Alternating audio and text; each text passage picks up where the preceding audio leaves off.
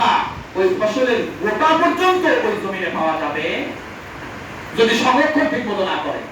ঠিক কিনা? সম্মানিত মুসলমানের কেরাম, ঠিক তেমনই ভাবে ঈমান হলো একটা দামি সম্পদ। পৃথিবীর মধ্যে সবচাইতে শ্রেষ্ঠ সম্পদ হলো ঈমানী সম্পদ।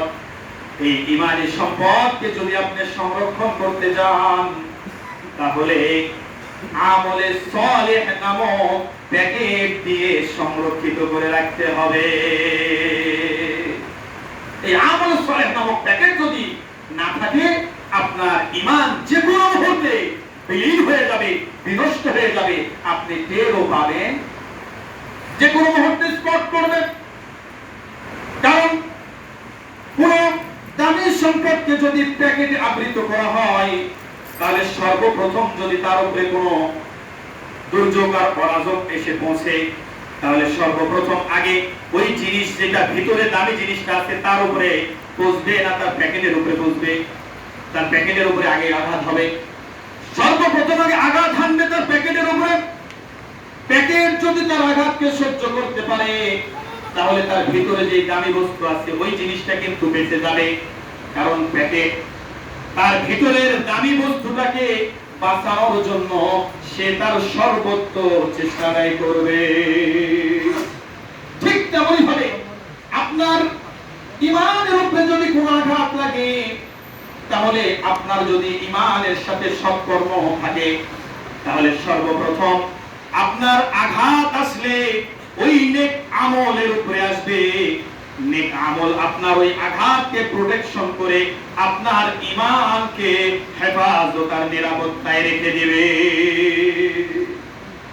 এজন্য সম্মানিত মুসলিম, আপনি যদি ঈমান বাঁচাইতে চান, ঈমানকে স্পট মুক্ত, ঈমানকে ত্রুটি মুক্ত রাখতে চান, তাহলে অবশ্যই আপনাকে ঈমানের পাশাপাশি আমলে সালেহা করতে। কারণ সর্বপ্রথম আপনার বাধা আসবে একটা আমলের উপরে আসবে।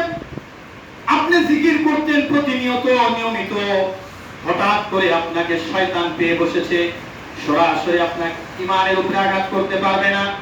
আপনার ওই নিয়মিত যেই জিকিরটা আপনি করতেন আগে, সে ওই জিকির থেকে আপনাকে অলস বানাবে, গাফেল বানাবে। কথা বলেন ঠিক কিনা?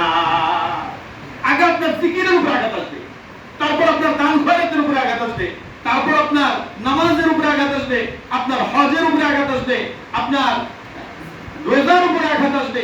এইভাবে একটার পর একটা আমলের উপরে আপনার আঘাত আসবে। আর সর্বশেষ যখন আপনার আমলের উপরে আঘাত করতে করতে শয়তান বিজয় হতে থাকবে, তখন একটা সময় এসে আপনার ঈমানের উপরে আঘাত করে আপনার ঈমানকে শয়তান ছুঁড়ে মেরে নিয়ে যাবে। বলেন নাউযুবিল্লাহ। এজন্য সম্মানিত মুসলিমেরা, সৎ আমল যদি আপনার ঠিক থাকে, তাহলে শয়তান আপনাকে আমলের মধ্যে ধোঁকা দিতে পারবে, কিন্তু ঈমানের মধ্যে ধোঁকা দিতে পারবে না। আমলের মধ্যে ধোঁকা দিতে দিতে যখন আপনার আমলের পাওয়ার কমে যাবে, তখন আস্তে আস্তে কিন্তু আপনার ঈমানের মধ্যে তার প্রভাব ঢুকে যাবে।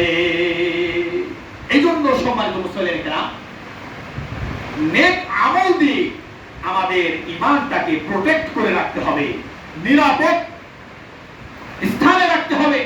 কারণ শয়তান যদি আমাকে আপনাকে আঘাত করে, ধোঁকা দেয়, তাহলে যেন আমার আপনার ঈমানের উপরে দিতে না পারে। সর্বোচ্চ যদি দেয় কোনো একটা আমলের উপরে দিয়ে যেন সে ক্ষান্ত হতে পারে, আমার আপনার ঈমানকে হরণ করতে না। এজন্য সম্মানিত মুসলিমরা, ঈমানকে বাঁচাইতে চাইলে তার একমাত্র উপায় হলো নেক আমল করা। কথা বলেন ঠিক? নেক আমল থাকবে তো আপনার ঈমান নিরাপদে থাকবে, নেক আমল থাকবে না তো একদিন আপনার ঈমান নিরাপদে থাকবে। এজন্য